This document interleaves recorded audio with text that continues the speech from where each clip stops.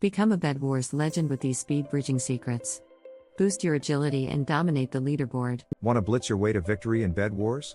I'm about to reveal the ultimate speed bridging secrets that only the pros know. Stick around to boost your in-game agility and crush the competition. First up, let's master the sneaky shift. Hold that shift key like your life depends on it. It keeps you from falling and ensures your blocks are placed smoothly. Practice makes perfect, so jump into a game and let the bridging magic begin. Next, it's all about that rhythm. Rapid-fire block dropping is key. Click fast, but keep it steady. It's like a dance, and once you nail the rhythm, your opponents won't know what hit them. Ready to give it a go? Now, let's talk timing.